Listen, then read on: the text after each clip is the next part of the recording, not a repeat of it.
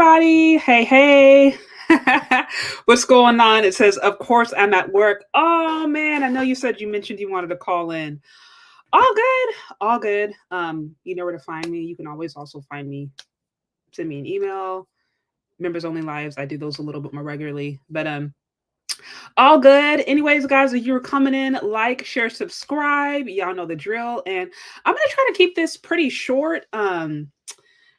Short to the point. So y'all see the topic, why Black men usually are blamed when we see a loss in the Democratic Party. Now, you know, it's interesting because the first time I actually heard someone talk to me about Black men usually being the fall guys with respect to the Democrats, it actually came from my husband. I was just kind of clueless, quite frankly. And I think it was a few years ago, I remember him telling me one day, like, he was kind of making a joke when the election was coming up. And he was like, oh, Blame Black Men Day is coming up. And I'm like, what are you talking about? And then he went on to explain to me how oftentimes you you will see Black men be blamed for the losses, specifically in the Democratic Party, although they overwhelmingly vote for the Democrats. And so I remember when he said that a few years ago, I started to kind of pay attention a little bit more and see, just wanted to observe and see exactly what he meant. And so now, lo and behold, we are here at this current election. And while we know tensions are high and there's just a lot to be said, a lot of back and forth. And I'm a person that takes the position that I really don't I really believe people should have the freedom of choice. Black men should have the freedom of choice when it comes to who they vote for. So I'm not one who's going to sit here and judge someone if they vote for Republican or Democrats. Like, I don't really care. I think it's really up to that person's individual, whatever their individual convictions are. But it's so interesting for me to see, because we know Black people by and large overwhelmingly vote for the Democratic Party. It's been very intriguing for me to see, especially in this election, how for some reason they continue to be blamed, or there's almost this assumption that Black men aren't showing up to vote for them. And I'm like, that's actually not true. And so I didn't want to speak too much on it. I just wanted to show you guys a few things that I noticed, go over some stats. I also saw Dr. Tizon Johnson. He did a review about this, I think a few days ago, that I'd like to highlight a few key points. And then I ultimately want to listen to what you guys have to say, because I'm obviously a woman, so I don't want to sit here and speak for you guys, but I do think it's really interesting to see these things play out right before my eyes. Like I said, I didn't even really notice this, honestly. I was clueless to this even going on until my husband mentioned something. And then since then, as I've been trying to observe over the last few years, I'm like, hey, I guess this really is a thing. Everything from the no voting and the no bucking. I remember that a few years ago, which was just total cringe. It was basically like painting Black men as these, like, I don't know, these like sex crazed, mindless men who all they could think about was sex. And they would do anything just to get in the box, right? I remember that video. It was just super cringe. I thought it was just so just distasteful. I thought it was incredibly disrespectful. And that was released from the Democratic Party as a way to try to inspire Black men to vote for them when they vote for them the most. So yeah, that's when I really started to notice it. And then, like I said, we're seeing just more examples as getting close to the election of things that I feel like they honestly very much feel like sign language in some ways, shame, guilt, and the need to be right. What is it? I feel like there's some of that going on in this whole election. So that's what I wanted to highlight a little bit, and then hear ultimately what you guys have to say. It says Black men need to proudly cause the Democrats to lose elections. Yeah, it is. I have heard Black men who specifically align themselves with the Democratic Party also acknowledge that there's a huge disconnect in the way that they actually try to reach out to them, or the way they actually connect with them. I've heard this openly. So, okay, so there's a few examples I want to show you guys. I'm going to pull up, because I think that's the best way to just kind of show you, or to ultimately demonstrate what it is that I want to articulate. And as always, you guys, when you're here, like, share, subscribe on the way here, support your favorite content creators. And then I want to hear from you guys too, and hear exactly what it is you guys think.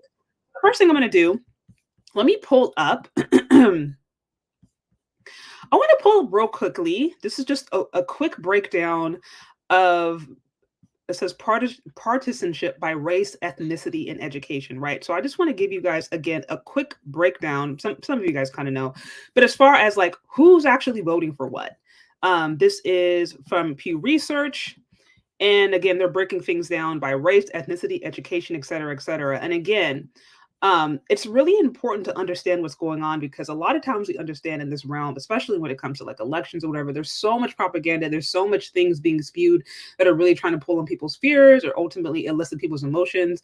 But it's very rare that people are actually looking at the trends and what's actually going on. So when I was looking, understanding this topic, I wanted to actually see, well, how do people actually vote? Like, we know that Black people for the longest have been voting, for the Democrats, but it seems like there's this whole idea that it seems as if Black men now are just like completely leaving the Democratic Party, and they're all of a sudden voting for Trump or voting Republican. And I'm like, is that actually reflective of what's going on in the stats? So that's what I wanted to look up. So just as a quick review, here we go. It says, So we see partisanship by race, ethnicity, education. As you see, the Republican Party now holds a 15% point advantage among white voters. 56% of non-Hispanic white voters identify with or lean toward the Republican Party, while 41% align with the Democratic Party. And this is not surprising, but again, by and large, white America, by and large, overwhelmingly, or not overwhelmingly, they still, majority of them vote for the Republican Party. This is not surprising. Now, I want to hop over here because this is where I think it gets really intriguing. It says Black voters continue to overwhelmingly associate with the Democratic Party. Although the extent of the Democratic advantage among this group has fallen off over the last few years, currently 83% of Black voters are Democrats, early Democrat, while 12% align with the GOP. That's, wow, 83%, guys. That's not even like, you know, a 50-50 split. It is the overwhelming majority of Black people who vote, at least, still align themselves with the Democrats. That's pretty wild. Okay, let's see. And I think when we go down here, it actually gets down to the breakdown of how where men, let me see, where men are in this. Let me see if I can find it. It says Black voters by education. Let me see if I can find it because there's one stat that really breaks it down. Okay, here it says about 8 in 10 Black voters, both women, 84%, and men, 81%, are Democrats or Democratic leaning. And again, if you look at, you know, other ethnicities, Hispanics, they're 61%, 60. So they vote pretty high too. It goes even lower for the white community. But by and large, Black men and Black women are the most loyal to the Democratic Party. Like it just is what it is. And again, this is no shade if you identify, like if that's your political affiliation. I don't judge you either way, whether you vote for the Democrats or if you vote the Republicans, or you're just, you know, you don't really have a political alliance. But it's more about actually understanding the trends, because the narrative right now is that Black men are basically leaving the Democratic Party by droves because they don't want a woman in office. And I'm just seeing all these shaming tactics. And to me, that has been the most insane when we understand how loyal Black people actually have been to the Democrats for quite some time now. And the numbers themselves actually substantiate that. So again, this is a link in Pew Research. I included it in the description. Of course, Pew Research, no, not like perfect, right?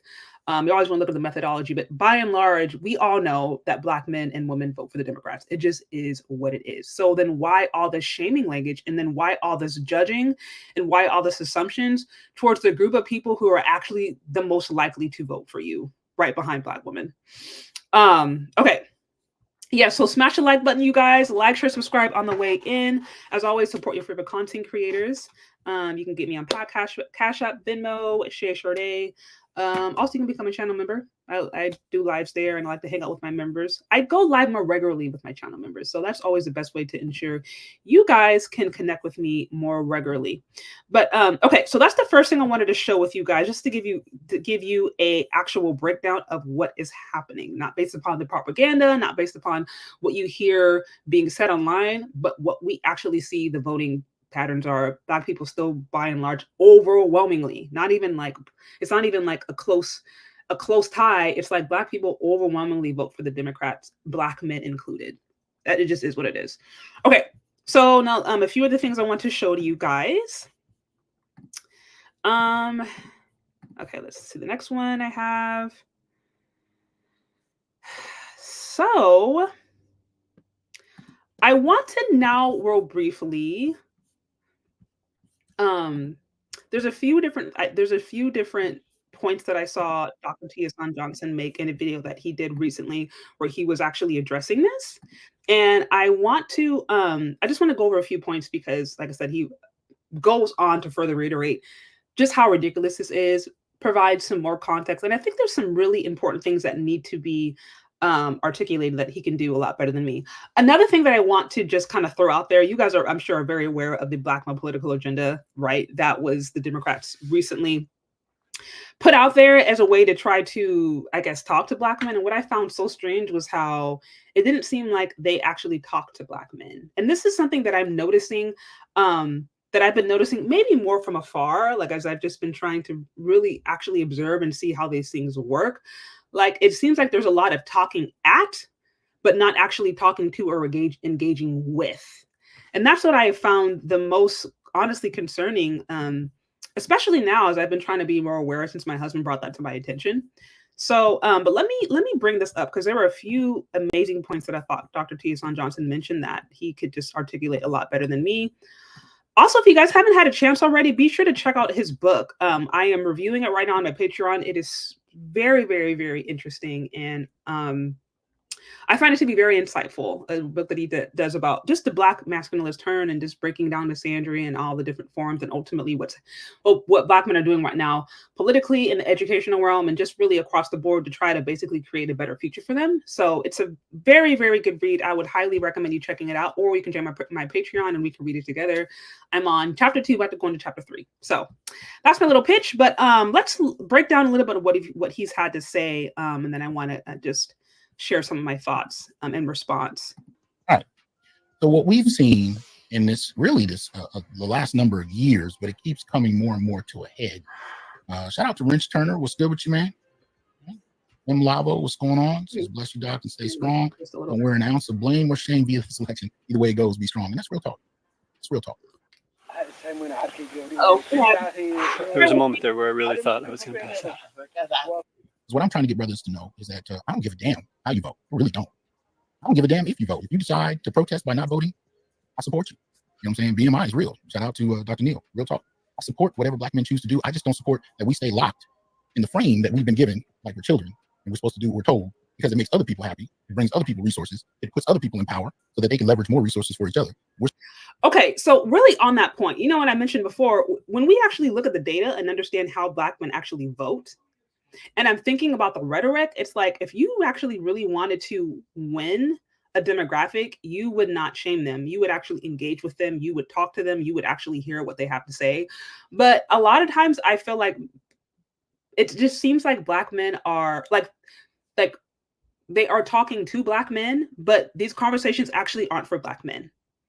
I think a lot of times they're actually trying to appeal to other demographics. I don't know if they're trying to appeal to those in the Democratic Party who maybe are racist or who, I don't really know, but it just seems like some of these shaming tactics that we've seen that have been super obvious, actually, they're not really about Black men. Like, even if you go back to the no voting, no voting thing that happened a few years ago, like that was not for Black men. That video, I think, was more to appeal to Black women. So a lot of times I feel like in these positions, Black men they'll become like the topic or the theme of whether it's the topic or theme of the joke or the brunt of the joke, but it's actually not really about them. It's about who they are trying to appeal to. And that's what I feel like has been so obvious in this current election. And again, like I said, this at the end of the day, you're still going to have a lot of Black folks who are voting for the Democrats. And I don't have a problem with that if that's your political affiliation. But when you have a when you have a history in Black America of men and women being so like religiously, I guess, loyal to the Democrats, but then you see this shaming language and this idea as if they have not, well, specifically as if Black men have not. There's just a big disconnect. And that is what causes me to believe that like it's not really about Black men. All this conversation about them, the conversation about shaming them, the conversation about getting the vote, it's really not about them. It's about who they're trying to appeal to. Okay, let's continue. We're supposed to stand here empty-handed yet again. Black men are tired. Black men are absolutely tired. And that's the fuck's up when we get down to the shit. But where it's gotten to, you got one party that really doesn't pay any attention to us at all, and you got another party that wages a shaming war every 4 years. Right. It's really all it comes down to. I've been hearing the same fucking talking points since I was in high school. If you don't vote Democrat, oh my God, you're gonna vote in a Republican, and we're not gonna be able to vote again. We're not gonna be able to buy property. You know, they're gonna reinstitute slavery. I mean, I've heard the same talking points for decades. Okay, now that to me was wild because, as I mentioned before, I'm really late on this one. Truly, I'm really just now noticing this ever since my husband brought it to my attention. So it's just really the last few years that I've started to be like, hey, what is this trend going on? But he says this has been going on since he's noticed this for decades, since he was in high school. Right? And this man he's a fully grown adult now, like a tenured professor. So this has been going on for some time. And I'm curious, any of you guys in the comment section, if you guys have been noticing this or how long you have been noticing this, if you have. Because like I said, I am just over the last few years, maybe the last 3 or 4, like really starting to see this trend, but I'm sure it's been going on a lot longer than I've actually been privy to it. Okay, let's continue. The same game over and over again. Now, personally, I went third party about nearly 25 years ago, and I don't regret any of that. I vote my conscience, and I go the direction I go. I register as an independent. I don't apologize for that. Shout out to Mr. GQ Smooth, here to support. Said I've bought your book, Doc, and we'll read it soon. Appreciate that. Appreciate that support. Yeah, so I vote for, I push for brothers to find their own options. I think the most I'll say is I hope you have a position. I don't want to see you just completely check out where you can't articulate yourself. That's my own. That's really, and that's not a push. That's more of a request on my part. That what I'd like to see is that any brother that has a mic put in his face actually has a measured position that he's talking about. But short of that, I don't care what your conclusion is. Hopefully it's a conclusion that is not based on what you're told to do, but what you've come to on your own. And that's the crux of it. Black male independence is really what we're pushing for over here. We're looking for black men to be able to stand on their own. And the war that's being waged on black men by the Democrats has reached a crescendo. It's reached a crescendo. That's really what's going on. And I'm going to cover some of the things that have taken place to get us this far. Now, first and foremost, I just want to briefly cover some of the positions in regard to voting that a lot of people don't seem to know. And there's a couple brothers on Twitter that actually brought this up, and I want to shout them out for that. There's a brother named Marcus, there's a brother named Pew Anthony. And they had an interesting series of posts that I'm going to share, right? So you can see it here, right? Marcus says, black men with the highest male voting demographic for the following candidates. And this is really in contestation to what Obama said, but we're going to get into Obama's statements in a minute. But I just want to put this information up to level set the conversation and really get into a discussion about how black men have been voting. Now, this isn't to say this is how you should vote. We're talking about what has transpired, right? What black men have already done, and yet how we're described and talked about despite what we've done. Okay, and on this, before he goes to break this down, this kind of also just really blows through the whole black men are this like oppressive, patriarchal, intimidated by women, like a lot of the different rhetoric you're seeing that black men aren't voting for Kamala because she's a woman or because they don't want to see women in leadership. Like I'm sure that does exist somewhere out there, but by and large, black men have always been the most progressive when it comes to who they're voting for. White America, by and large, is the one who tends to be more conservative. And then if you actually understand what conservatives, what it means to be conservative, like you wanting to conserve remnants of the past, right? It kind of makes sense. This goes back to the whole, make America great again, looking back to the good old days, however you define that. So it's actually white America who is overwhelmingly conservative white men. Black men don't really fit into that category, but it's just so crazy how often they are portrayed as something that they're clearly not. And that to me is what I found to be the most disturbing and almost, quite frankly, the most confusing. It's like, why would this even be a strategy? Like, why are you targeting the people who are actually the most likely to vote for you? What benefit do you gain? And that's where I'm thinking, oh, like, I know one of you guys in there mentioned they're scapegoats.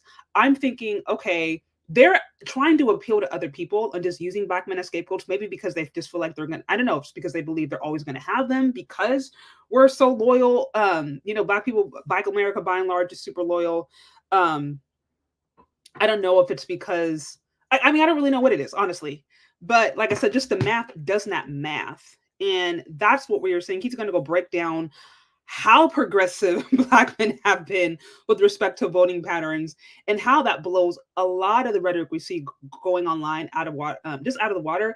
And quite frankly, I'm just wondering what percentage of black men who actually identify as Democrats or lean left are going to be more likely to not vote or to want to just vote for the Republicans just simply because they're upset, just simply because they're annoyed and simply because they feel like they're being disrespected. I don't know. It's just, it really brings something up. Guys, be sure to like, share, subscribe on the way in. And let's continue. Right? The black men with the highest male voting demographic for the following candidates: Hillary Clinton, Joe Biden, Stacey Abrams, Warnock, Ossoff, Barack Obama.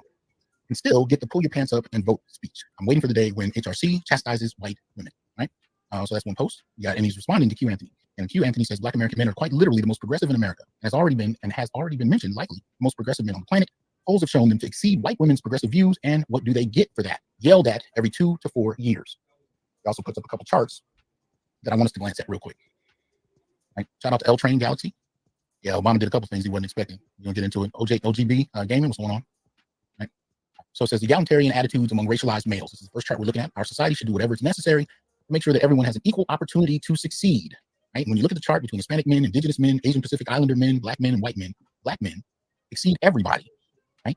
By everybody, by at least a margin of 0.35 overall. That's so wild. Basically pushing for the belief that our society should do whatever is necessary to make sure that everyone has an equal opportunity to succeed. Black men are going to push for this because we know what it's like to not have access to success, to not have Well, it's support. like, again, Black men are overwhelmingly like egalitarian, overwhelmingly progressive when it comes to, I mean, quite frankly, a lot of things: gender rights, the economy, just the overall idea of creating a more egalitarian, progressive, accepting society. That actually defines Black men. That defines Black men more so than any other race of men in this country. But notice how yet and still many times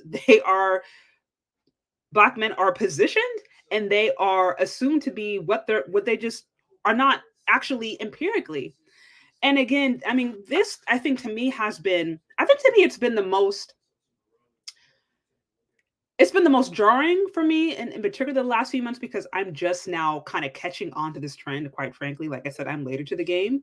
But it's just wild to see how brazen things are, especially when you start to understand what is actually going on. Shout out to you, Orange Pill Nurse. It says, so when Kamala said in her Black male agenda, expanding federal jobs for Black men that don't require degrees, forgiving business loans for Black men, legal marijuana, especially since Black men are pulled over for it, that doesn't help Black men. Wait, I want to help me. I'm trying to understand. Are you asking that the Black male political agenda that she put out there, you feel like is not helping Black men? I want to make sure that I'm understanding the point. Let's continue. Yeah, and just let me know in the comment section, because I want to respond. I'm not clearly understanding the question. Okay, let's continue. So Black men end up being quite progressive. Now we can have questions about whether or not that's, how that's impacted us, how we're treated, and we're going to get into that. I just want to level set the conversation. I want us to look at what we've actually been doing before we actually look at how people have talked about it. All right, so let me get here. All right, so the next chart: egalitarian attitudes among racialized males. It is not really that big a problem if some people have more of a chance in life than others. Again, same demographics of various types of men. Black men scored the lowest, meaning they disagreed to the highest degree with that sentiment. It's not a big problem if some people have more of a chance than others. Black men disagreed with that most vehemently out of each group. Right? So these are the Black men that are getting preached to. Okay. Right? Next chart: egalitarian attitudes again among racialized men. We have gone too far pushing equal rights. Black men voted to the least degree, suggesting that we have not gone far enough. Everybody else pushed for the option that we've gone too far. Black men to the least degree. Again, how you feel about this is not the question. I'm not saying it's right or wrong. I'm saying this is how Black men have been putting forth their ideas. Now, this is sourced from all these charts I'm looking at, come out of the American National Election Study Cumulative File, 1948 to 2016, weighted means, right? So basically, this is weighed over time, right? So Black men have been suggesting that, by and large, we haven't gone far enough. And what's interesting about this is if you look at DEI or affirmative action, any of these options, these are usually ideas that start out talking about what Black men should actually get first, since Black men find themselves at the bottom of most of these lists, but we end up being the last in line and usually end up getting scraps. And yet, these are the kind of things Black men have been pushing for. Shout out to Ghetto User for the support. Appreciate that, good brother. Shout out to Officer Faulkner. What's good with you, man? Hope you're well. Right? And this is the last one here of these charts. Right? The U.S. would have fewer problems if everyone was treated equally. Black men voted to the highest degree by a margin of almost about 0.36. So more than everybody else. Yet again, Black men opted to argue that the U.S. would have fewer problems if everyone was treated equally. Right? So this is the kind of push that Black men have been on. Now, this may actually backfire, since Black men are at the forefront of holding these positions, and yet burnout. Okay. We all experience it at some point. It's so important to me that I've actually been working on it in therapy. Are constantly demeaned. This is the last one I'll put up. Many of you have seen this. This is based on the 2016 election, right, between Clinton and Trump. We can look at each demographic: white men and women, Black men and women, Latino men and women, and then others. And when you look at it, you find that yet again, and this pretty much happens every 4 years, Black men vote to the second highest degree for Democrats. In this case, Hillary Clinton. Yeah. They voted 13% for Trump. So this is This is based on exit poll data from CNN with over nearly 25,000 voters, right, weighing in. Now, Black men voting to the second highest degree, you also must keep in mind, we're still the most voter disenfranchised group, right? Still the most voter disenfranchised group. No other demographic deals with that, including Black women. So vote 82%. You would think that within the Democrat Party, that there would be some respect. There would be some acknowledgement. There would be a sense that Black men have value. And because they're so loyal, they'd be treated like human beings. Let me know when that happens. And I think this is the aspect right here that I really, I thought he could capture so much better than I could, right? Where we understand historically the trends. we see even up to this point the overall values that a lot of Black men hold today in America, and the just how many of them do align socially, politically, economically to the Democratic Party. Yet, and still, for some reason, there is not an acknowledgement of that. And so, you are starting to have Black men, many of those who actually do identify with the Democrats, or still do want to vote for that party, at the same time try to reckon with how they feel disrespected in the party that they actually support. And so that's what I thought. Just if you look at that, just those snapshots right there, when you're seeing all the different ways, the different perspectives, the different values that Black men hold, and yet and still how they continue to be the brunt of the joke. And he's going to show some examples in a bit. That's what I wanted to allow him to capture. Okay, so let's move on. There's a few other things. And then I noticed this comment too, where yes, you make a good point where it says, no. Was this one? It says Black male progressivity. I'd say it's linked to African ancestry, or as African women held leadership roles before European invasions. Yes, that's really a whole other topic. But yes, if you do understand pre-colonial Africa, their perception of gender roles are a lot different than the European perception of gender roles. There was a lot more of a egalitarian culture. Women did have rights to different things. That could be, like I said, having roles in politics, in the military, different things like that. So that likely did carry over into the way that Black men and Black women interacted in America. But just like I said, under the system of under slavery and under a system of genocide, it became just a degenerate form of what used to go on, like I said, in pre-colonial Africa before all that stuff happened. So, but I don't want to go into too much of a tangent, but yes, I do think there actually still might be a carryover even today as far as retaining some of that cultural memory of the position that women have always had in the Black community. Okay. It says Blacks are way too easy for the Democratic Republicans. Okay, let's continue. Here's some other points that I wanted to highlight that I thought were really interesting. You know what happens, right? This is part of the problem we're looking at. Black men have had an ongoing stance of being fairly progressive, more than any other group of men on a consistent basis, and at the same time being the most attentive fathers, being the most participatory. No, okay, Orange Pill North, I don't know if maybe you didn't understand. I wasn't fully understanding the question, so I was asking if you wouldn't mind maybe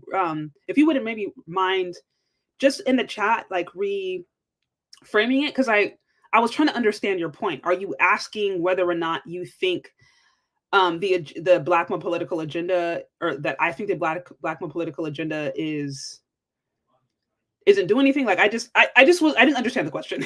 So if you could reframe it for me or clarify it for me, please do, and I'm happy to respond. Now I do know, and he's going to get into that a little earlier, if you actually look at the agenda that they mentioned, while in theory I appreciate the effort, I know that's been done before, and the initial thought that I had was, why, at least from what I could tell, why didn't it seem like Black men were actually talked to? Why weren't they consulted when it came to the Black male political agenda? And I think Dr. Tizon John, he's going to get into that. But y'all remember, this Black male political agenda has been going on for some years now. I actually did an interview with Dr. Tizon Johnson a few years ago where we broke down, I think at that time it had 15 points. So it's been growing as men have been galvanizing and essentially developing their ideology, or being able to articulate in a way that is clear politically. But nevertheless, that framework is already there. So my initial thought was, well, did they even consult Black men with this, or was it just kind of something they spit out? And then when you actually look at it, it does seem a bit regurgitated, but it doesn't seem like there was this actual connect, like this real authentic grassroots connection with Black men. Because I'm like, if you're talking about Black male political agenda, that's already been written. Black men themselves have come together and actually told you, so why actually reinvent the wheel? And then in it, we'll get to it, but in it, they do have a little section that says "and others." And we know anytime they create these policies that says "and others," that is a great loophole for it to be open to a whole bunch of different other people. That makes it to where Black men actually end up not getting, or Black people end up not actually getting the benefits. Kind of like the whole Civil Rights Act, when the last minute they added gender. And we know that the long-term result of that was that white women benefited from civil rights more so than any other group, more so than Black women, even, and Black men. White women overwhelmingly benefited from the Civil Rights Act because they added gender in. So that's, that's how sometimes these bills and these things can get a little tricky when they start adding those little words that can really actually change the implication they have long term. So okay, so it says, I'm saying that the Black male agenda is addressing Black men and only other groups by the points I said in Super Chat. Black men have issues with economy and money. Yeah, I don't disagree with that. First of all, I support the Black male political agenda, the one that we went over with a while back with Dr. Tucson Johnson. And I think in theory, the ones that was proposed seems like there are some good points. I think my initial thought was, okay, how genuine is this? Because of, I think, the way it happened in response to all the other things that I saw, like the shaming tactics with Black men. They had Obama. He's going to play that in a little bit. So when we saw some of the shaming tactics, and then quite frankly, all of the lying, as if like, oh, Black men aren't showing up and showing out. It was like, I'm thinking, is this really genuine? And then when they had the whole like "and others" quotes in there, I'm thinking, okay, if this really was to go somewhere, does the "and others" create a loophole by which Black men become actually the last recipients of what's supposed to be for them? Because that's actually happened in the past. So that's what I mean. That's what I mean. Okay, so there's a few more points, and then I want to keep it pushing, and then I want to actually go over some of your guys' feedback, because I did ask some of you guys just your thoughts on this, and I wanted to make sure that I address that. But there are a few more points here, and then we keep it pushing. Again, guys, also, if you're here, like, share, subscribe. I know the drill. Like, share, subscribe. Support your favorite content creators, Cash App, Venmo. And thank you, Orange Pillners, for being the first to start off the Super Chat and showing support, guys. If you like what's going on here, y'all know the drill. Okay, so let's continue with what else he has next. When you're talking about men participating in family, participating in politics, looking at the values that Black men tend to stand on more often than not, you would think that Black men would be honored, supported, and respected, and if anything, saluted for the position they hold. And yet that doesn't seem to be the case. The moment that Kamala Harris was identified to be the front runner of the Democratic Party, right? After Biden stepped down, after it became clear there were questions about his competence being raised after his first debate with Trump, from the moment Harris was put in the front seat, people started to talk about Black men as a threat to her being elected, and it never stopped. From the very moment she was placed in the front runner position, Black men were called out within the Democratic Party, especially by Black women, as being the primary opposition. Now, looking over the stats you just saw, that's the first conclusion people reached about Black men and identified us as the primary threat. And so you guys, up to this point, for those of you guys who are kind of catching in a little bit late, the frustration from at least what I hear Dr. Tucson Johnson articulating, and what I've actually seen from other men, some who actually are more in alliance with the Democratic Party, is not necessarily their policies as much as it is the way that they feel that they are oftentimes the scapegoat, disrespected, or blamed for things that they don't actually do. Like I said, Black people, Black women, and Black men vote the most for the Democrats, overwhelmingly more so than other races, more so than the Hispanics, than the Asian community, than the white community. They are incredibly loyal to the Democratic Party, yet and still, when it comes to election time, when it comes to marketing, somehow Black men always end up being the blame game or the scapegoat. And that's what some are reacting to more so than anything. Okay. I find that to be extremely interesting. But that nonetheless is one of the first things that took place. And then we started to get this. Now I'm going to show you a couple of different videos. You know how I do it on my channel. I don't show the video clip itself. I put a picture. We listen to the clip because I keep getting hit with these copyright issues, and I'm not really trying to let that happen. So the first major hit that came across very recently was via one of my favorite athletes when I was in high school, Magic Johnson. Right? Magic took a swipe at Black men on behalf of the Democratic Party and Black feminists and whatnot. These are short clips. I'm not trying to play the whole speech for any of this shit, because many of you have already seen it. But the reason I do these things is because when you come back to these videos a year or two later, even though we're all watching the same stuff and seeing the same videos, you don't have it for posterity later. It doesn't make as much sense. So we just got to set the record. So this is Magic talking to Black men in a major speech today. Now, there's a lot of Black men in here, and I don't mean to, not talk to other people, but this is important. Our Black men, we got to get them out to vote. That's number one. Now, again, I told you, Black men are the most voter disenfranchised group, but they're voting to the second highest degree beyond any other demographic. And that's the first thing you have to say about Black men.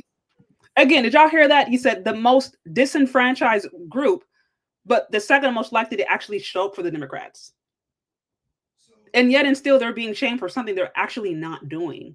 And the bigger question is, why doesn't the Democrats feel comfortable actually talking to those who are the least likely to vote for them? Why aren't you actually directing this energy towards white men or white women who actually overwhelmingly support Republican Party? Where there's actually a legitimate split. I think in some sources it said it's around 50, give or take, but pretty much the majority of white America, they tend to lean, more conservative. But Democrats don't have anything to say about that. So it's like, why are you not actually talking to those who are actually the ones who are the most likely to determine whether or not you win or lose? And that causes me again to believe that they're not talking to Black men. They're not. They're using them for whatever reason, but they're trying to appeal to other audiences. And again, what that ultimately does is it starts to upset those who actually have shown a long history of being quite loyal. And still, like I said, there's still going to be some who vote because, look, I take the position politics is corrupt, period. So, I mean, you're going to find corruption on either side. Some people on one issue voters are like, look, I know this person is corrupt. I know that's corrupt. I don't disagree with this, but they will align themselves with a particular issue. So I get it. People have all different reasons as to why they vote. But I'm like, I just think it doesn't make sense for you to systematically target some people who are the most loyal to you, unless you feel like you don't have to work for the vote. Like, if you really feel like it's always going to be that Black men, no matter what you do, are going to just support you. I mean, I don't know if that's a belief, but it just doesn't make sense to me. It's not historical, it's not statistical, and it's disrespectful. And like I said, I would be curious to see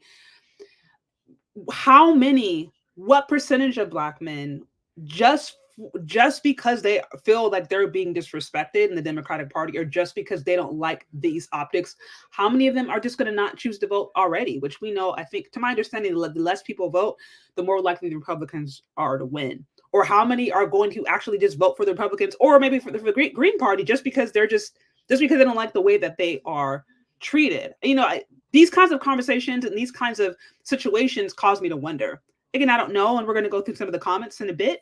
But that's what I'm thinking. It says, okay, Black Trump supporters like Tariq Nasheed and Philip Scott, among others, amplify the narrative that men are not progressive. They are puppets for white supremacy. It's not the Democrats, although they have. Okay, so I remember I had Philip Scott on a while back. I haven't really seen his political views.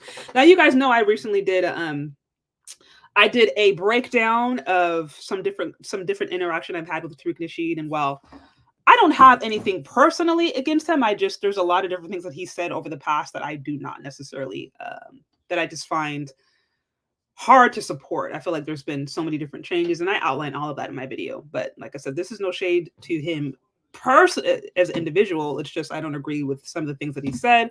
I do know that he's actively promoting the Republican Party, though. So I guess I'm trying to understand, because I know he's supporting the Republican Party, which by and large is more conservative. So are you saying that there's this, like, Black conservatives are saying that to be progressive is actually to be conservative? Yeah, I'm kind of curious on what you mean by that. But then also, thank you so much for your support. I do appreciate you. I appreciate you, Jeroni Boy. I hope I'm saying that right. And also Orange Pill, for showing some love. That makes a huge, huge difference. Okay. So let's move on to, it says Philip Scott and Tariq Nasheed and many others are the reason why Obama and Magic said what they said. Okay, yeah, I do know Tariq Nasheed has been very open, very candid about his support of the Republican Party. Philip Scott, and I guess I'd have to go check him out. But I know there are prominent Black male YouTubers and content creators who are open Republicans. I know O'Shea, whether or not, I know he mentioned at some point that he was Republican. He doesn't like push it heavily, but I know he's admitted to that. Obviously, Tariq Nasheed. It sounds like Philip Scott. I'd have to verify, but I wouldn't be surprised. I know Dennis Sperling, he's said that, and I know he said it was specifically because he wanted to tax. He saw how much money he saved when Trump was in office. And so, yeah, I can't off the top of my head think of rather prominent Black male content creators who have a level of influence online who are open about their support of the Republican Party. But, it's interesting just because of that, while they do have such a big influence online and they have these big voices, by and large, when we actually still look at the voting patterns, it is what it is. And also, based upon what Dr. T. Johnson said, this narrative and this rhetoric has been going on far before social media. So I don't disagree with what you were saying about that being a reason that they that inspired, I guess, the Democrats to kind of take this narrative. But it just sounds like this narrative existed way before, Philip Scott, Tariq Nasheed, all these people actually even had YouTube or social media presence to begin with. Now, I could be wrong, guys. Correct me if I'm wrong, but I know Dr. Tizon Johnson alluded to it. Some of you guys in the comment section said this has been going on for decades. Like, this is like a decades-old strategy where you blame Black men. There's all this fear mongering about that they're leaving because they are some like woman-hating,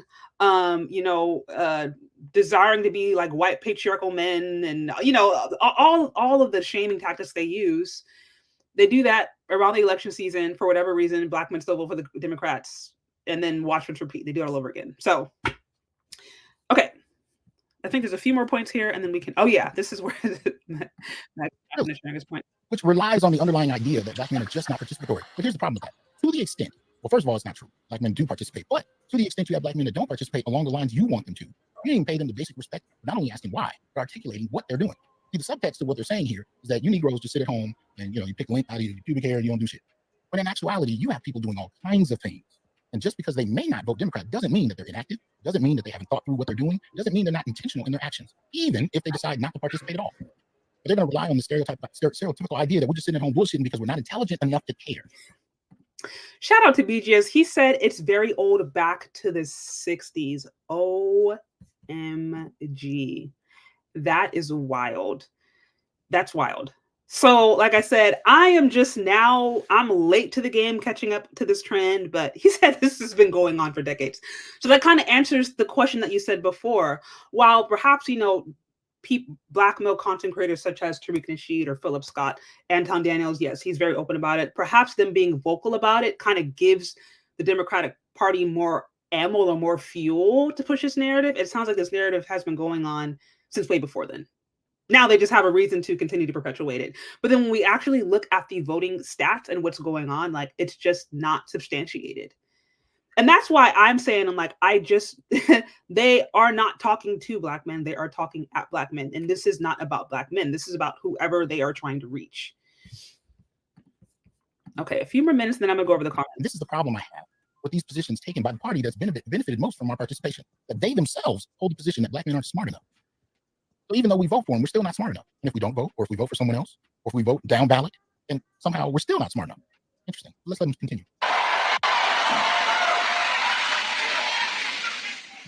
Kamala's opponent promised a lot of things last time to the Black community that he did not deliver on. And we got to make sure we help Black men understand that. So now we need to be handheld. Yeah, that's what's so disrespectful. It's like we have to make sure. It's like you're talking to little boys. It's like these are grown men with their own brains, by the way. Like, like they can't actually make their own decision. That's what makes me seem like that speech was not directed towards men, because he literally said we have to make them understand, as if he's talking to Black women, as if he's talking to perhaps racist society, whoever they're trying to appeal to. But it's like, hey guys, we have to keep them in check. So again, Black men are the theme, or they are the scapegoat, but it's not about them. And that's kind of why, going back to what I said earlier about the Black vote political agenda, it kind of seemed a little disingenuous because of the context around this, because based upon all of the energy and all of the actions up to this point, it didn't really seem like it was genuine. And to be fair, that's politics. I mean, who was ever really genuine in politics? So I mean, it is what it is. It's not really surprising. But I'm just saying, that's why it's like I saw that and I'm like, okay, in theory it should be good, but I also understand someone who could be skeptical, right? Like Sean, says I'm a Democrat, but I do believe in a balanced critique. Absolutely. Okay. They need to walk us through understanding. That's what you've done to understand it. I was talking to a brother last week about this, and he was talking about how idiotic brothers were who voted for Trump because they couldn't articulate why. And part of the reason he held that position is because you had hit pieces like the one Don Lemon did, where he went around interviewing Black men that were voting for Trump. And the ones that he got that couldn't articulate themselves well was the ones he put on the screen. Now, again, I'm not a Trump, so I don't vote Trump. I never voted Republican. I have no interest in doing so. But I'm not going to sit around here and talk about Black men not being intelligent because they do. Because I've met a lot of brothers that can clearly articulate to you why they're doing what they're doing, whether you agree with it or not. But what Don Lemon did is he put men who couldn't articulate their position, and he made that the face of Black men that don't vote Democrat. They ignored any other position other than black men who vote for Trump. And then they labeled those men, they almost Willie Horton style, as not being very intelligent. And what you're doing is you're pissing black men the fuck off, because you're fundamentally misaligning. You're framing us as not being intelligent. You're even leveraging old stereotypes. Right. Stereotypes that go back over a century, framing black men as being less intelligent, less capable, less relevant, less participatory, but not because they have a reason to be, but because they're not bright enough to know they need to participate. Right. And again, that to me, when I saw the different things that were going on, we saw Magic Johnson here. I think that was an older one. And then more recently, the Obama. Like, I'm observing that and being like, oh, that seems a little disrespectful. And then now to kind of hear the response, I'm like, okay, so this is exactly what I thought it was. Because at first it's almost like sometimes when you're first actually recognizing, or at least for me, when I'm recognizing for something what it is and it's so egregious, there's an aspect of my brain that's like cannot compute. It's almost like I want to make excuses and be like, no, this can't be what it is, right? So I'm seeing these things happening. I'm like literally seeing the blatant disrespect, and part of me is like, no, like it has to be something else. Maybe I'm misunderstanding, but it's like it's so obvious, right? And then to actually now see the response, to see, black men be like, no, this is what it is. It's like, dang, it's really that bad.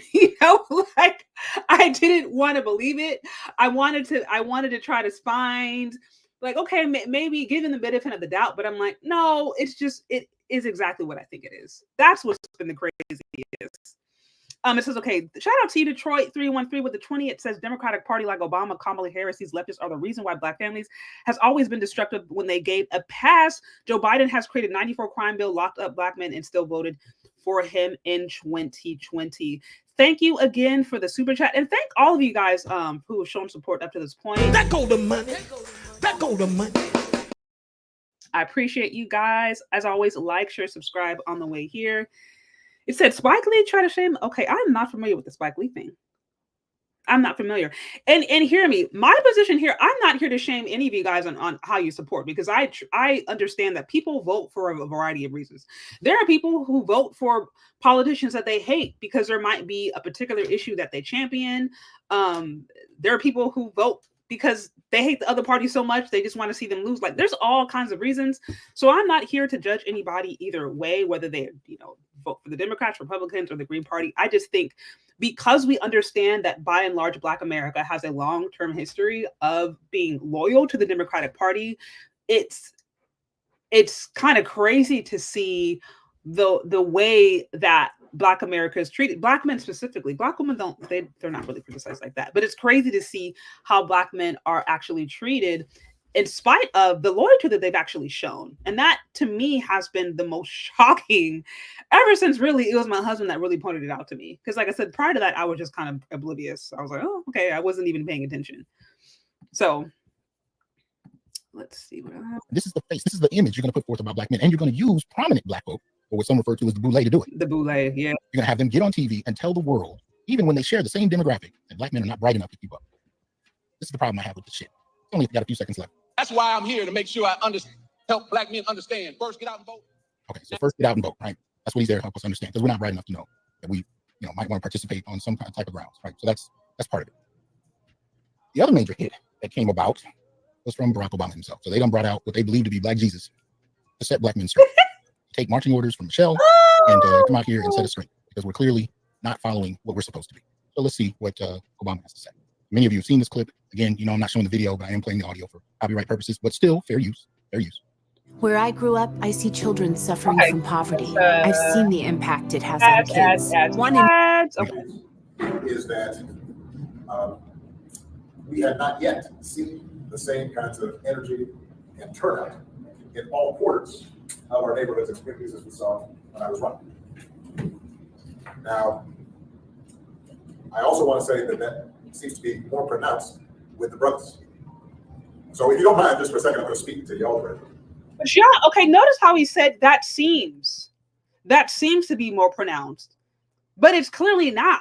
Like, all you have to do is just take 2 seconds and look at the stats and you'll see that it's not. So all this assumption, I feel, I imagine, I observe, like, it's just not true. And again, you would think and you would hope that when you have people, especially someone just as prominent as President, Barack Obama, or who used to be the president, you would hope that they would actually lead with true information, relevant information, especially ones that are reflective of their own demographic. But unfortunately, we just see a whole bunch of piling of narrative that is not, or parroting of narrative that is not substantiated by facts. And that to me is highly disrespectful. And it's like, what is even the point? Here it says the latest is a Harris Walsh voting promotional ad that's modeled after Yes, I saw that. Oh my gosh, I saw that. I was thinking about playing it, but I actually might just do a whole separate video on it together, just because I know if I play things in its entirety, I might get a copyright. But I did want to respond to that because I think that is a prime example of the shaming tactics. And I'm like, why would you shame a group of people who was literally like the most likely to actually support you? And my thought goes back to, it's because they're not talking to Black men. They're trying to appeal to another group of people. I don't know if it's just racist, liberal. I don't know. I don't really understand it, but they're clearly not talking to Black men. Like, that goes without saying. And then there's also an aspect of me that's just like, do they actually believe, like, is there this belief that like Black men are going to be undyingly loyal no matter what? It's almost like, we don't have to work for their vote. We don't have to, like, is that the belief? And again, I'm curious because I know some of you guys in here, you vote for the Democrats and you likely will. But I'm just curious your thoughts on this too, because I recognize that I found it highly disrespectful. It said even Malcolm X is against all leftists and liberals. Yeah, he did have a lot to say about that. And say that when you have a choice that is this clear, when on the one hand you have somebody who grew up like you, knows you, went to college with you, understands the struggles and pain and joy that comes from those experiences. You had to work harder and do more and overcome and achieves the second highest office in life. I don't understand what the point of that was. Anyway, I have no idea that Obama's trying to put forth here is obviously a shaming tactic. A lot of this stuff that we've been hearing lately is all shaming tactics. It's all sign language, shame, insult, guilt, and need to be right. Shout out to BGS. That's all this really is, right? And the idea here is that Black men are betraying and letting down Black women. Right. Black men, the picture he's painting is that we all supported Obama and everybody was good. But when a Black woman goes to run for president, Black men in traitorous fashion step back because she's a woman. And this is what he says. He says, I think you fundamentally are pulling back because it's a woman. And again, what did the actual empirical data show? That's not true. Black men actually are by and large the most progressive. Black men in general have no problem with women being in charge because a lot of Black men grew up with only mothers. Like, they grew up in a matriarchy or a gynocracy, whatever term, you know what I mean? Like, they grew up in a system, in an environment where women were ruling. So a lot of Black men have no problem with a woman calling the shots for that reason. Like, that's literally like culturally ingrained. So this is why I'm like, again, I don't understand what the point of that was for Barack Obama, but it's clear that they were not talking to Black men. They were not taught. This is not about Black men. Black men are the theme. They're the scapegoat, but it's not about them.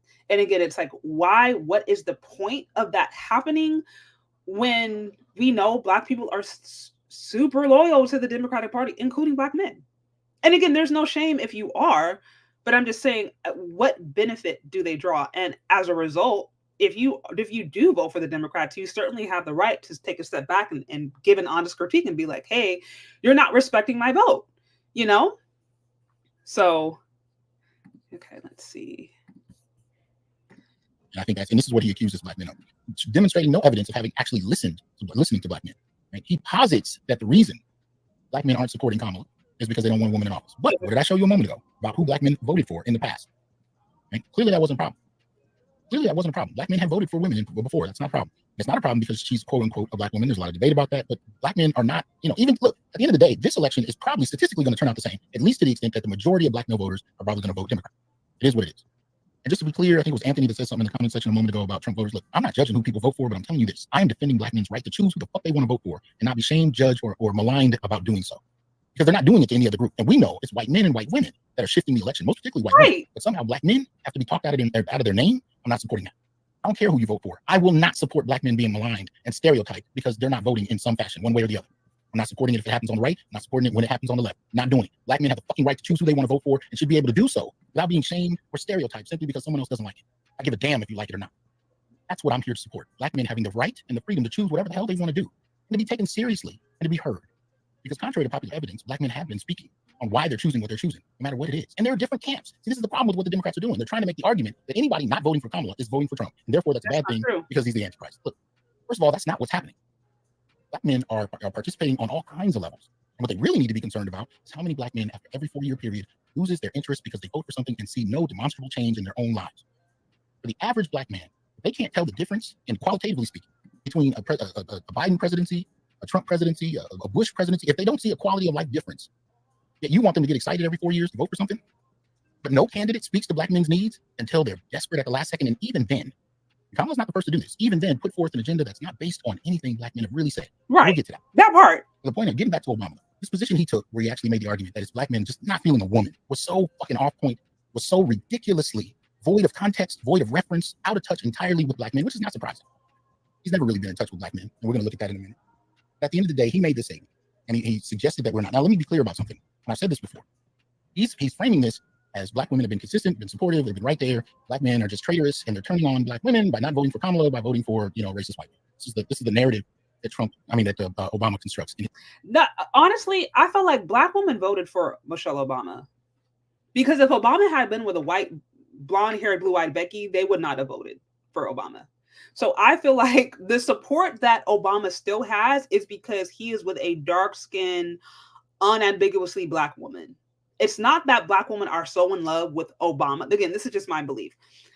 I think that a lot of black women are more in love with the idea of a black man with a position of power choosing a dark-skinned, unambiguous black woman and like the way that she looks.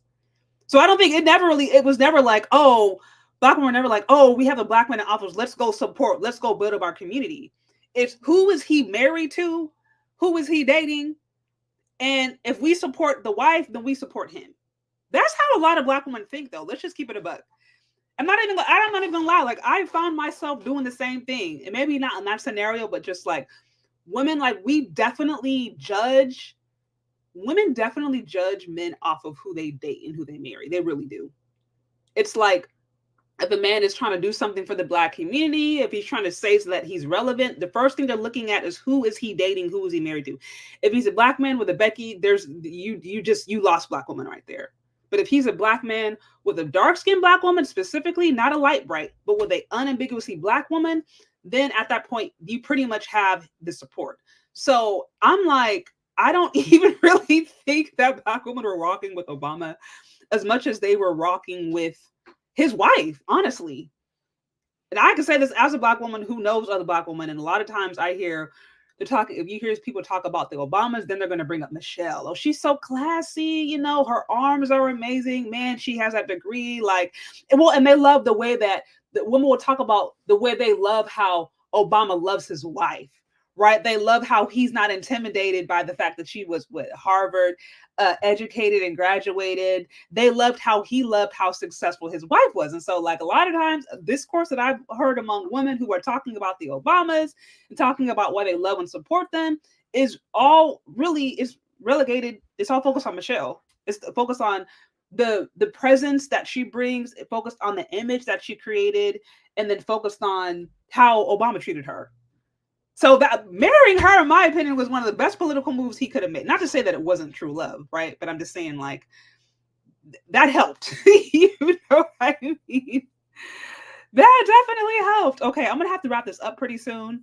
So y'all go and check out the rest of that video. I did want to actually look at some of the comments you guys had shared because I asked y'all this question. Or I kind of just brought up this whole idea to you guys, and I wanted to hear ultimately what you guys have to say, because as I said, I'm coming in kind of late to the game now, observing now that my husband had mentioned this to me, and I'm like, oh my gosh. But ultimately, like many of you guys probably have been noticing this for decades. You guys are black men. Like this ultimately is impacting your image directly. So I more wanted to hear what you guys thought in respect to this. So shout out to you. It says, Israel first with the name. It says, Shay, do you know when Obama tried to create My Brother's Keeper initiative, it was black women who complained about the program because there was no girls. Yeah, that's disgusting. That's disgusting to me. Like, I don't even know what to say to that. Like, hearing that makes me upset. Like, it's just, it's so stupid. And it's also like, the fact that there's no connection to the fact that the same Black men that you want to protect you, the same Black men that you want to hold you down, the same Black men that you want to build the community, yet and still there's no passion, there's no incentive, there's no desire to support them when they're young boys, because though it's those young boys, it's those young kids that you invest in that would be the ones that actually build the community. And so the fact that there's this big disconnect to me is what really frustrates me. And it's like literally the definition of a woman undermining her own house. Where it talks about a foolish woman builds up her house. No, a wise one builds up her house, but a foolish woman tears it down with her own hands. And it's like, it's those kinds of things. It's that kind of competitive mindset. It's that kind of siding with this whole, I mean, this radical feminist BS, right? Because we know the radical feminism is just, it's insane when you understand the context of Black American life. Siding with that is literally tearing down your own community. So that upsets me just to even think about it. So it's like the definition to me of literal stupidity. Like, it's just dumb. It's like, okay, you want to destroy your community? Fine. Do it on your own watch. Literally do it on your own watch. That's to me what it sounds like. But okay, let me pull up these. Let me pull up, because I know ultimately I was interested in hearing what you guys had to say. Okay, so let me share the tweet that I shared on my community tab, and we can kind of go over some of your guys' response. Okay, so, I put this Blame Black Men Day is happening in 2 weeks, coming up soon, y'all. Remember, whatever the results of the election are, it's Black men's fault for not showing up. And that's pretty much what we discussed up to this point. We showed historically and statistically that Black men, by and large, are still the most likely to vote for the Democrats. I mean, Black people, period. Black women first, and then secondarily, Black men are the most loyal, despite them being the most disenfranchised. Black men still vote for the Democrats. That's just the stats. Yet, and still, the narrative leading up to the election, and this is not new, is that Black men are not wanting to vote for Kamala, or not wanting to vote because she's a woman. It's because they're misogynist. It's because they're not egalitarian. It's because they're being pulled over to this white supremacist Republican Party. It's because they hate them. Like, whatever the narrative is, it's Black men are supporting us, right? Although it's like, well, they actually are. So that's what I'm saying. It's almost like I feel like they're being set up to be the fall guy in the event the Democrats don't win. And again, I know many of you guys who are listening to me actually are still likely going to vote for the Democrats. That's fine. But they are not above an honest critique, especially when the majority of them hold the vote of Black America. Okay. Now here it says, where can I buy the t-shirt? Now this one says, Blame Black Men Day is every day. Yes, you are crazy. It says, okay, so this is just a lot of LOLs. This is, you're right about that. It's always Jermaine's fault. I think I saw somebody in here even put that. It's always Jermaine's fault. Oh, wait, I'm sorry. I thought I was sharing this with you guys. Okay, we're looking at the comments right now. So it says, yeah, Blame Black Men Day is every day. That, I mean, you can laugh about it. That's actually kind of sad, honestly. Like, if you just kind of accept, like, this is just what society says about me, that's unfortunate. But I think some get to the point where, like, well, duh, this is just what it is. And then you learn to move beyond it. So that's why we as brothers just do what we want to do now. Someone is going to be mad at us. So no matter what. I guess, that goes back to what I think I'd heard Dennis Sperling say this a while back in one of his lives, where he was like, just embrace being the bad guy. So I think in the spirit of that, it's like, look, to a certain extent, since no matter what I do, you're never going to be happy, or you're never going to appreciate me, I might as well just do what I want to do anyway. So it kind of can start to perpetuate, or it can create that kind of mindset. Here it says, well, such shit, we can all see that one coming a mile off. How dare these ninjas have some self-respect and think for themselves? It says, ma'am, every day has been Blame Black Men Day. We always get blamed for something. 400-year acknowledgement because we get blamed for everything. Yes, I absolutely want to be blamed for what happens. These folks need to know that we're not messing around, put the money in the bag, and no one gets hurt. It says, if we are defeated, as Cynthia G says, then why are we Black men blamed? No, I've mentioned that before. It's like, how are Black men the most, like, it doesn't make sense. Like, the math isn't math. How are Black men, they are defeated and they have like the least power and they are the least this and that, but then they are responsible for all the problems. So it's like, which is it? Like, do Black men have the power and control to actually impact and change their community, or do they not? But it can't be that Black men have no power, they have no control, they're dusties and they're conquered, but at the same time, they're responsible for everything in the community. Like that, like it's just like you have to pick a side.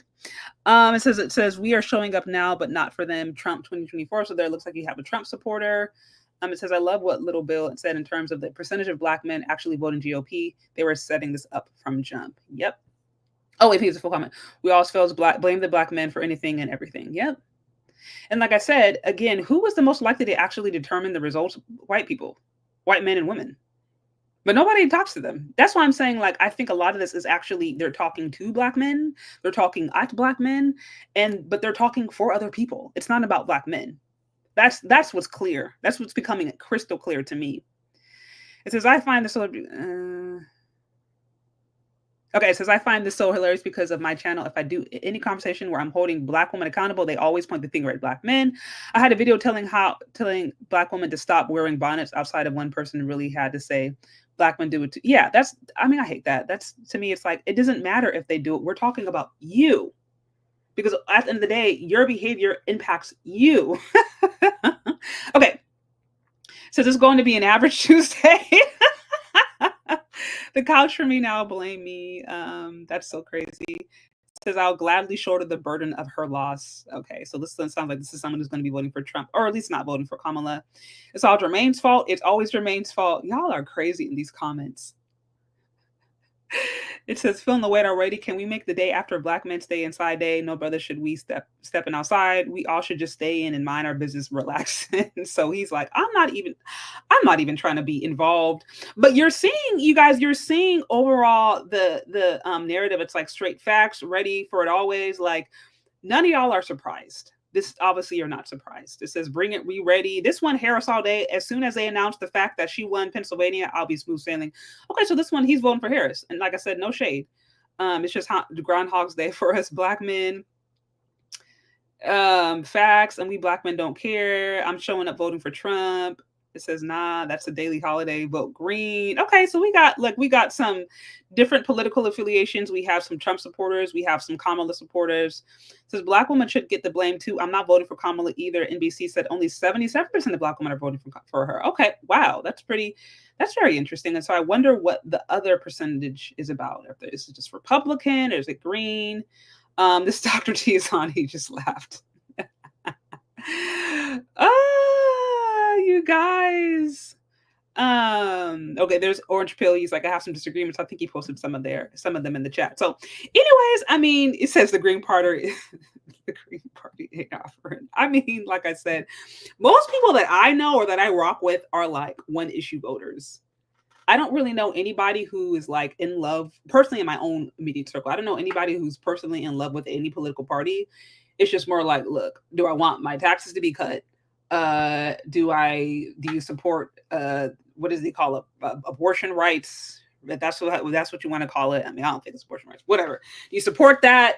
What's your position on immigration or economic issues? Like, you know what I mean? Like most people I know where it is literally like a one issue voter because by and large are just like, I don't trust any of y'all. And then California, California where I'm at is overwhelmingly Democrat. Like that's just what it is. Even when you go into some of the more conservative areas, you may still see like, you know, a Harris sign. Now, if you go like to the real like rural areas, and you'll start to see like Make America Great Again, you'll see Trump flags. But I'm just saying, y'all know California is politically Democratic, so it is what it is. But that is what I have, people. Let me see, what does the Green Party offer? Yeah, I mean, really at the end of the day, like I am not here to judge any of you guys for who you actually support, who you vote for. I know some of you guys are still going to go vote for the Democrats. That's fine. Some of you guys are going to vote Republicans. Some of y'all are not going to vote at all. Some of you may go for the Green Party. Like I said, this is neither here nor there for me. My main point was I couldn't help but acknowledge how Black men, I really have seen be the brunt of the joke in the Democratic Party specifically, although Black people by and large vote for the Democrats. And that to me, what was the quite frankly, the most shocking, but then also not at the same time. It's like when I understand the history, then it's like I shouldn't be shocked. But I think it was just so crazy to see things be so blatant and then so misrepresented. It's like it's one thing to pilot propaganda off of something that's partially true, but then it's another thing to like push propaganda based upon a reality that like doesn't exist. Like I said, the reality is Black men are super progressive.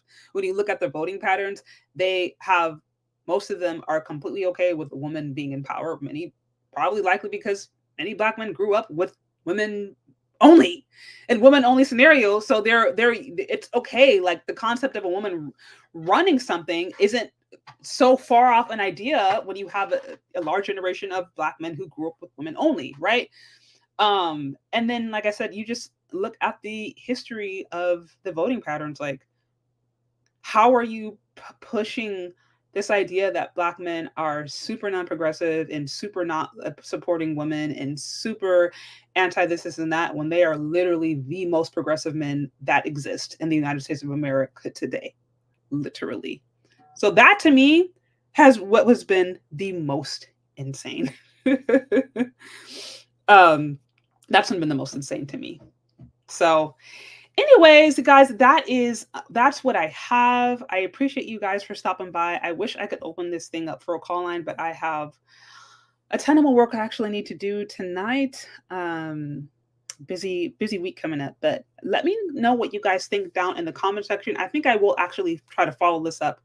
I think it was Dawn. I think it was one of you guys. Oh, this one. Thank you so much, Scorched Earth. It says it's always Jermaine's fault. Thank you so much for the 2, and I appreciate all of you guys who have shown support. I really do appreciate you. It means the world to me. I think it was Mr. Donnie Mac where you had mentioned the Pop the Balloon dating show. Yeah, so I think I actually might follow that up with a maybe do another video just teasing that out of it because I thought that was just bananas, and it kind of encapsulates everything that I was talking about up to this point. It says continue. Yeah, this one's like continue allowing these Democrats. Yeah, so you're obviously probably going to be voting for the Republican Party. It's up to you. I know some of you guys are going to vote for the Democrats, and like I said, that's up to you.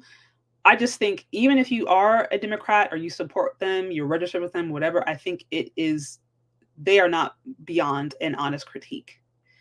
And that's what I think. Is what needs to happen. Or else the same blaming, shaming, the sign language, it will continue.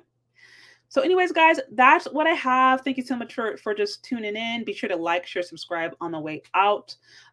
Share this with anyone if you found it insightful. And then as always, you can, be sure to come and shout out member, you guys. Also, I do members only lives there, and we just do other stuff that I'm just not able to do on the public on this public platform. And then also I just go live more regularly in my members only, so we can have more of these real interactions there, and it's in a smaller setting. Or also you can join me on Patreon, where I am still reviewing the book from Dr. T. Hassan Johnson about Black men misandry. It has been super insightful right now. I'm almost finishing chapter 2, about to go into chapter 3. We're still looking over the Black masculinist term and then what that is actually meant politically, how that is actually impacting the different areas of society. It's a very good book. So I would highly recommend that you purchase it. If you want to join the Patreon and read the book with me, that's fine. Or if no other reason, just purchase it to show support and to make sure that you are actually supporting the scholars and supporting the people out there who are doing the work that you want, because that's ultimately the best way that things are changed. So thank you so much, guys, for listening. Thanks for tuning in from Kenya. Hey, so good to see you. It's just the best of you. So yeah, good to see you tuning in from Kenya. I don't know what, it has to be really early in the morning out there, I'm thinking. I don't know the exact time difference, but that sounds wild. Okay, well, thank you guys so much for tuning in, and thanks for hopping in last minute. I know this live was like super last minute, and we'll talk later. Okay, guys, bye.